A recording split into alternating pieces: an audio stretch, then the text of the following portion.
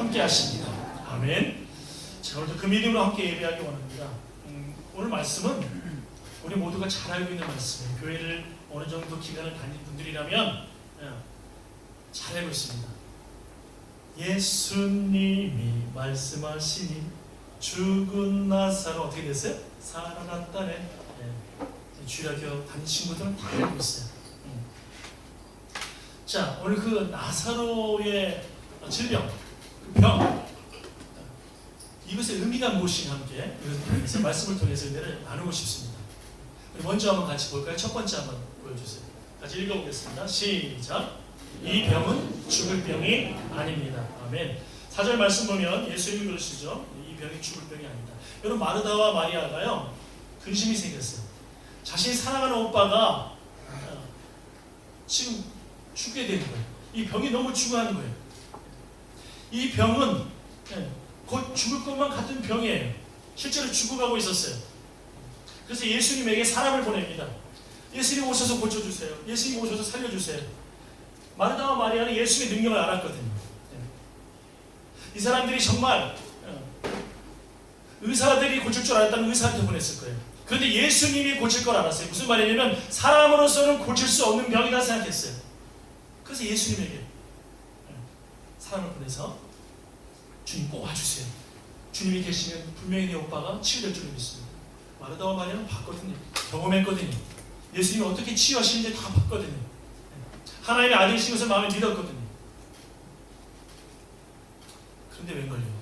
예수님이 지체하세요. 지금 유대 땅에 유대 쪽에 계시지 않으세요. 그런데 이틀 이상이나 더 지체하세요. 마치 나사로가 죽을 때를 기다리시는 것처럼 그렇게 가지도 않고 기다리겠어요. 지체하고 계세요. 그러면서 하시는 말씀이 뭐냐면 제자들에게 이 병은 죽을 병이 아니라는 거예요. 여러분, 오늘 나사로의 이 병은 여러분 잘 알고 있습니다. 결과를 알고 있습니다. 나사로가 죽었어요. 나중에. 그렇죠? 죽음을 경험했다고. 그런데 예수님이 이 병은 죽을 병이 아니라고 말씀하시는 거예요. 무슨 말일까요? 예수님은 다시 살리실 것을 알고 계셨어요.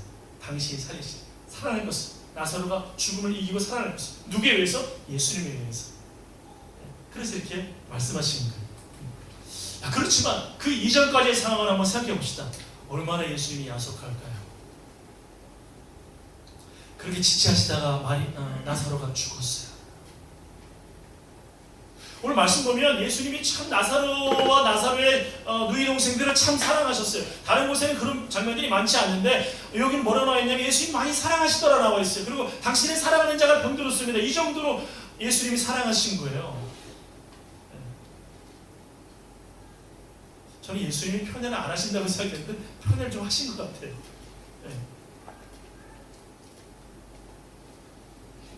예수님은 제자들도 가만 보면 12명의 제자가 있지만 가장 가까이 뒀던 제자들이 있었습니다.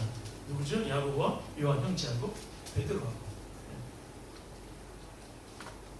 달리다 소녀야 일어나라 소녀를 살릴 적에도 3명을 데려가시고 변화산에 가실 적에도 3명만 데려가시고 그렇게 하셨어요. 근데 이것은 누구를 더 사랑하고 덜 사랑하고가 아니라 사역적인 측면, 미션적인 측면, 그 측면에서 이렇게 하신 거예요. 이들을 리더로 세워나가시면서 하시고자 하는 측면, 여러 가지 다양함 속에서 그렇게 하신 거예요. 심지어 야고보는 어떻습니까? 야고보는요 예수님이 살아가셨는데 첫 번째 순교자가 되었잖아요. 요한은요 제일 오래 살아가지고 형제인데 마지막까지 살아서 순교자의 삶을 살아야 되는 그런 사람이 되어지. 이것도 어려운 거예요, 여러분. 우리는요 살아있는 게 더 쉬울 것 같죠. 죽는 것보다. 그렇지 않아요. 제 선배 어떤 목사님이 순교자 기념관에 가셔가지고 자기 아버지, 순교하신 아버지, 나의 연세 굉장히 높으신 분이신데 그 아버지가 6.25 때 순교하셨는데 그 사진을 보면서 별로 좋아하지 않더라고요. 깜짝 놀랐어요. 다른 분들이 다 존경하고 얼마나 정말 위대하시냐고 정말 자랑스러우시겠다고. 그런데 나의 지극히 높으신 그 어르신 선배님, 목사님 같이 교육을 받았었는데 아버지는 훌륭하지 않대요. 어머니가 더 훌륭하대요. 아버지는 예수님이 좋아서 그렇게 예수님 곁으로 방금 금방 가셨다는 거예요. 우리 어머니는 자기들 그 수많은 남매들, 오남매 같은 그 많은 자식들을 키우시느라고 순교자의 삶을 사셨다는 거예요. 어머니가 호텔에 진료되면서 허리가 다 밀 정도로 그러면서 자식들 키우고 품팔이 해가지고 자식들 키워내고 이렇게 하셨다는 거예요. 그러면서 주님 믿으면서 기도하시면서 이렇게 하셨다는 거예요. 순교자의 삶을 사셨다는 거예요. 그게 더 어렵다는 거예요. 하나님이 그걸 더 귀중하게 볼 거라고 자기 생각한다는 거예요. 저 그때 좀 생각을 좀 바뀌었어요. 네. 참 어려운 겁니다. 그게 참 어려운 거예요. 그런데 이렇게 야고보와 요한 미션적인 측면에서 주님이 그렇게 가까이 두신 것이고, 베드로도 사명적인 측면인 것이죠. 사실은 초대교회 리더십 지도자로 예루살렘 교회 지도자로 그 사명적인 측면에서 있기 때문에 그렇게 하신 거예요. 예수님은 공평하신 분이었어요. 그런데 지금 나사로의 가정은 참 사랑했다가 나와 있어. 사랑하는 자가 조금 나사. 그리고 이 마르다와 마리아 모두를 사랑하신 거예요. 그만큼 이들이 주님을 향한 순수한 믿음의 헌신과 열정이 있지 않았을까 하는 생각을 해봅니다. 자, 그러니까 지금 마르다와 마리아는 참 이해할 수 없는 상황일 수 있을 것 같아요. 그렇게 사랑하시는 분이, 우리를 사랑하시는 분이, 아니요, 내 오빠를 그렇게 축복하시는 분이 어떻게 살려주시지 않으실까?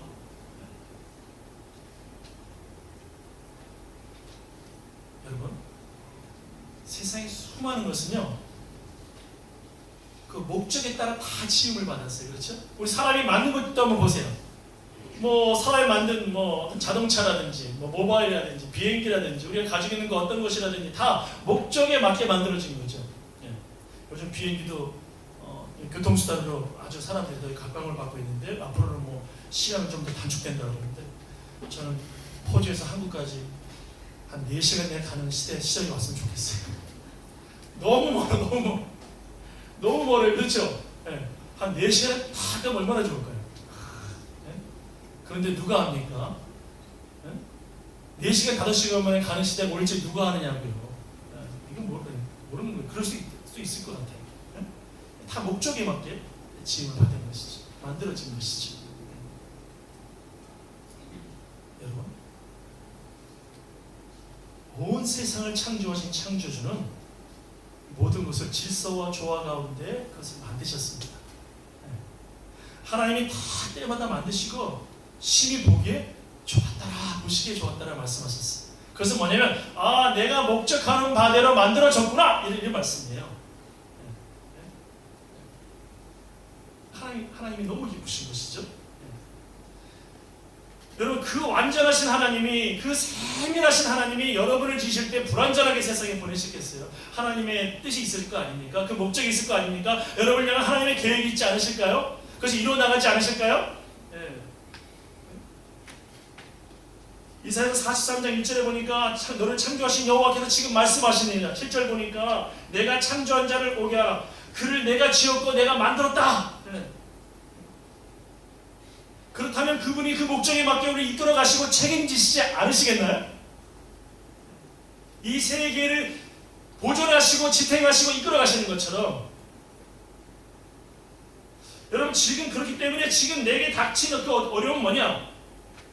사실은 나사로의 병과 같은 거예요. 나사로의 병은 뭐? 예수님이 이 병은 죽을 병이 아니라는 거예요.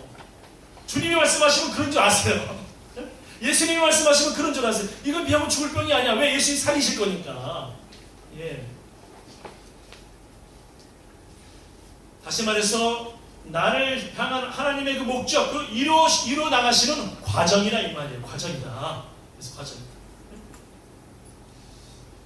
어릴수록 보면 시야가 좋습니다. 어린아이들이 왜 사고를 잘 만나냐면 이유가 뭐냐면 이게 시야가 좁아서 그래요. 그래서 어른들이 케어해주고 보살펴주고 지켜주고 이렇게 해야 되는 게 그래서 그런 거예요. 시야가 좁아요. 차가 오는지 안 오는지 상관없어요. 뭐 조그만 거 있으면 그것만 보고 지나가는 거예요. 그냥 뭐 자기가 좋아하는 거, 관심 있는 거 있으면 그거 가지겠다고 찾기든지 어디든지, 자기 구슬이 그쪽으로 구슬이 딱 굴러갔어. 뭐가 굴러갔어 그러면 그거 죽겠다고 그냥 가는 거예요. 다른 거 보지도 않아요. 그러니까 엄마 아빠가 잘 돌봐줘야 되는 거예요. 그래서 저는 큰 사고가 납니다. 물론 호주는 사고가 덜 나요. 지난번에도 운전할 때 저는 호주 와가지고 한 3번 정도 본 것 같아요.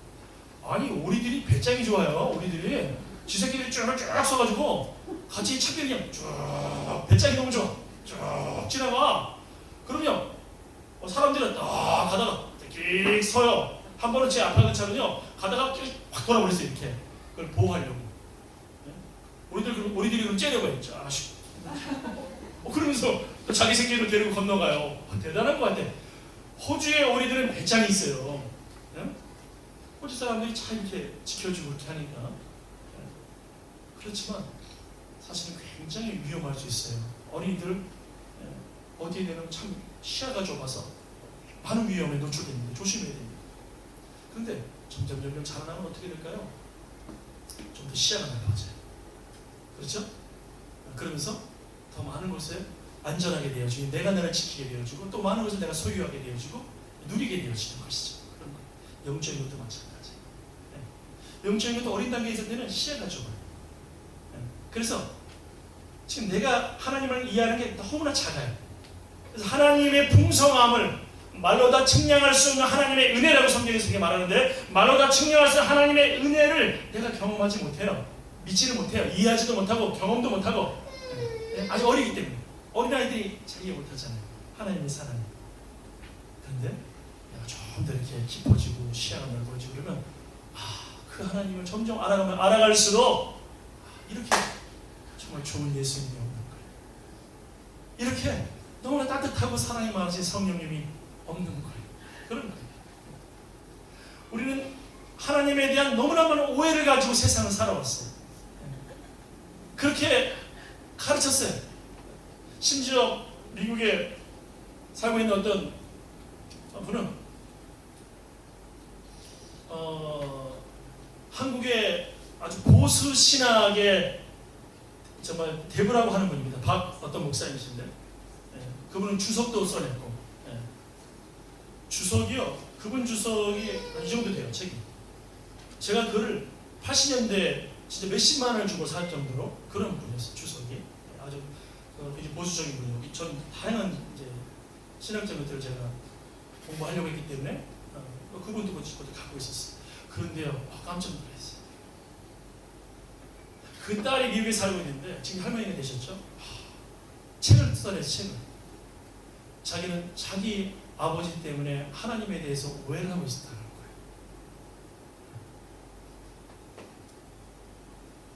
거예요. 오빠들이나 자기나 아버지 목사님한테 얼마나 혼나고 맞았는지 모른다는 거예요.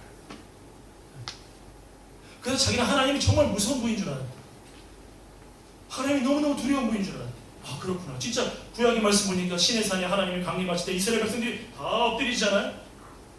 그게 그냥 하나님을 경배합니다 이 엎드림이 아니고 압도당하는 엎드림인 거예요. 압도당하는 거예요. 하나님 앞에 하나님, 우리를 창조하신 하나님, 우리를 바로의 손에서 구원하신 하나님, 홍해 바다를 가신 하나님, 그냥 압도가 되는 거예요. 사람들이 그 하나님 앞에. 하나님의 위엄에. 그러니까 맞다, 하나님 무서운 하나님, 난 저분 곁에 갈 수 없어, 가면 죽어, 이 생각이 하나님. 여러분, 이것은 하나님에 대한 미스언더스탠딩이에요.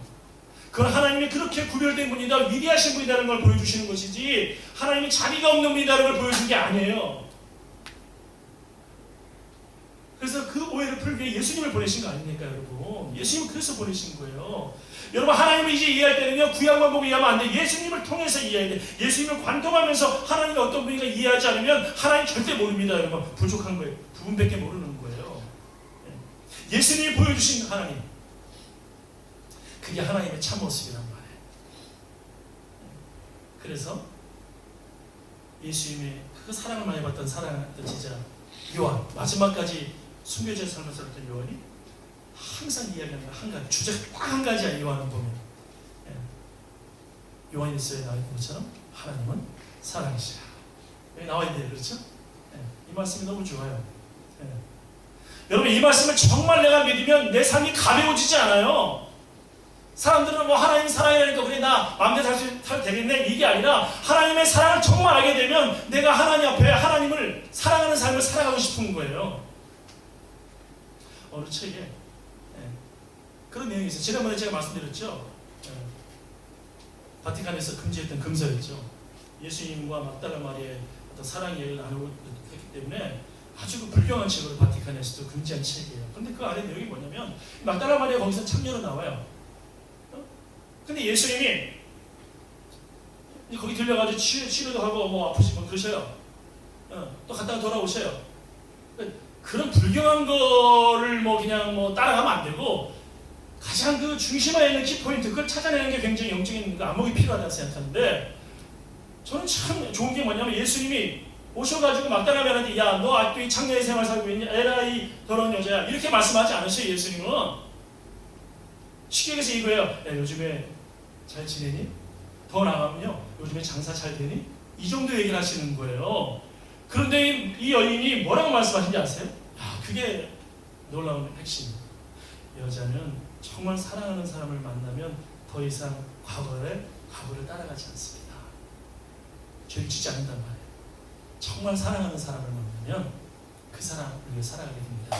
이 이야기를 해요. 여러분, 하나님의 사랑을 정말 체험하면 그 하나님을 따라가게 돼 있어요. 주님을 따라가게 돼 있어요. 때로 연약해서 엎어지면 다시 일어나서 주님 따라가려고 해요. 주님 내가 이렇게 부족해요. 저 도와주세요. 저 주님 따라가고 싶어요. 이 마음을 갖게 되어져. 이게 중요한 거예요. 이 마음을. 여러분, 바로 이 하나님, 이 위대한 사랑을 가지고 계신 하나님이 여러분과 저를 하나님의 목적을 가지고 놀라운 계획을 가지고 지금도 이끌어가고 계시다는 거예요. 여러분, 그렇기 때문에 우리가 지금 만난 이 병들, 병적인 문제들, 뭐 어떤 그 미래의 문제들, 또는 건강의 문제들, 또 물질의 문제들, 끼어진 관계의 문제들, 여러 가지가 죽을 병이 아니라는 거예요. 하나님이 이루시겠다는 거예요. 예수님이 지금 완전히 나사로의 죽음을 통해서 이 메시지를 주고 계신 겁니다.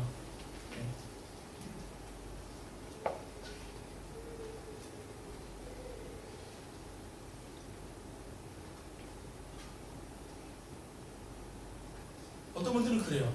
하나님은 뭐 다 무슨 하나님만 위에 선다면 나에게 주어지는 것은 뭐야? 뭐 이런 말을 하는 사람도 있어요. 거기에 대한 해답을 앞으로 드리겠습니다. 두 번째 한번 같이 두 번째 나사로의 병을 통해서 주신 의미를 살펴보겠습니다. 같이 한번 읽어보겠습니다. 시작.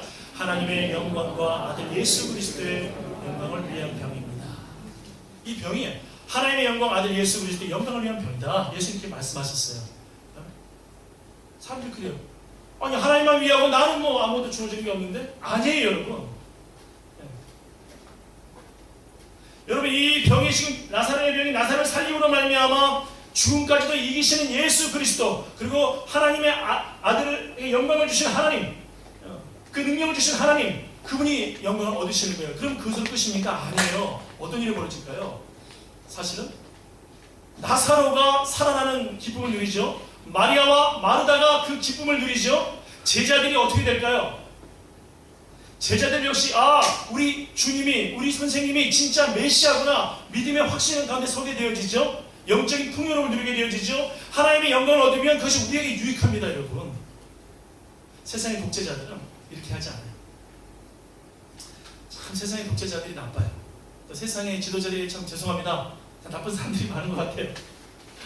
네? 참 나쁜 사람들이 많은 것 같아요. 우리가 생각할 수 없는, 상상할 수 없는 범죄와 욕심과 이런 게 너무 많은 것 같아요. 네. 비단 세상뿐만입니까? 교회 밖에뿐만입니까? 교회들도 너무 이게 커지다 보니까 막 문제가 너무나 나오는 거예요. 목회자가 목양자가 아니라 CEO가 되어버리는 거죠. 사실 비극입니다. 사실 이거. 참 슬픈 일이에요. 정말 슬픈 일이에요.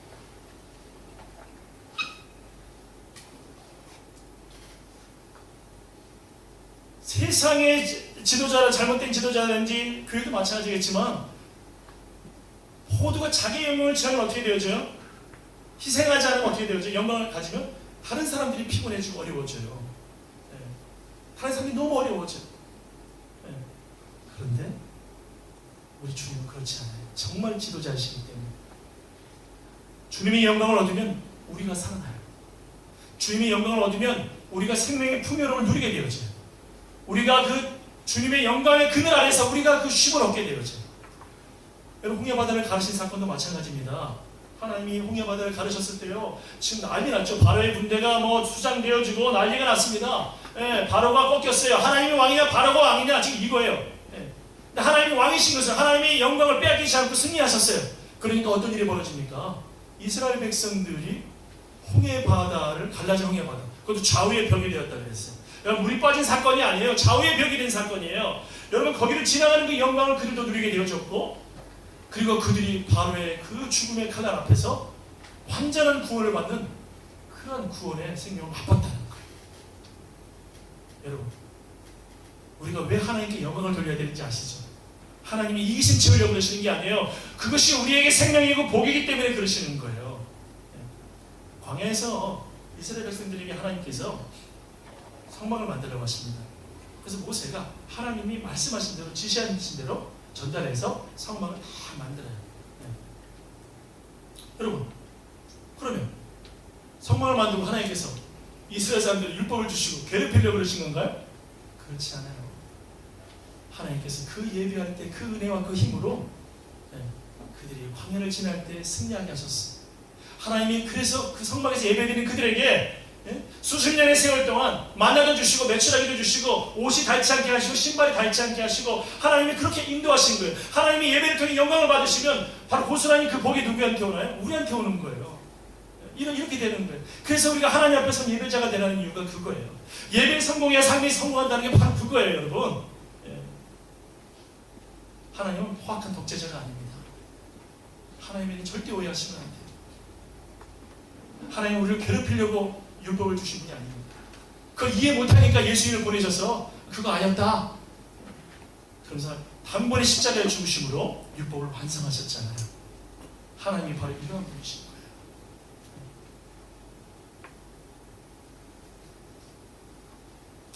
여러분, 인생에는 세 가지 타입이 있다고 그러네요. 세 가지. 첫 번째는 뭐냐면 아주 그 비관적인 사람, 아주 비관적인 사람입니다. 두 번째는 낙관적인 사람이다. 낙관적인 사람. 또 세 번째는 신앙의 사람이 있다는 거예요. 여러분, 비관적인 사람보다 낙관적인 사람이 조금 날 수 있지만 그런 낙관적인 사람이 다 오는 건 아니에요. 비관적인 사람, 낙관적인 사람 둘 다 공통분모가 뭐냐면 공통점이 근거가 없어. 물어보면 근거가 없어. 그냥 낙관적인 거야. 잘 되겠지 뭐. 아무 생각도 없어. 비판하는 사람, 비관적인 사람도 에이, 나는 다 안 돼. 나는 실패할 거야. 나는 아무것도 아니야. 인생 나는 다 끝났어. 알고 보면 근거가 없어. 지금 조금 잘못된 거가 조금 안 되는 거 가지고 그 근거가 될 수도 없어. 낙관적인 사람도 마찬가지. 근거가 없어요. 왜 그렇게 낙관적인 생각을 갖습니까?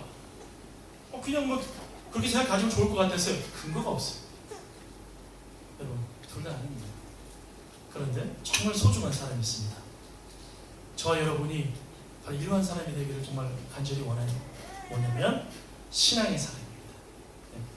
신앙의 사람. 이 신앙은 어디에 근거를 두고 있을까요? 하나님에게 근거를 두고 있잖아요. 예수 그리스도에게 근거를 두고 있잖아요.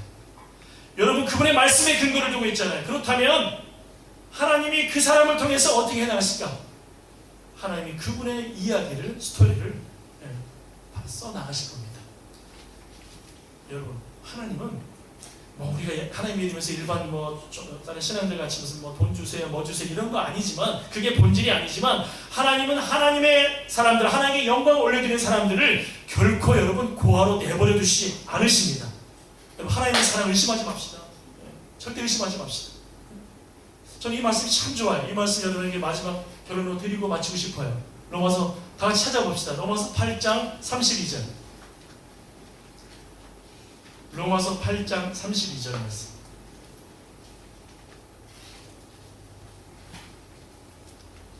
로마서 8장 32절.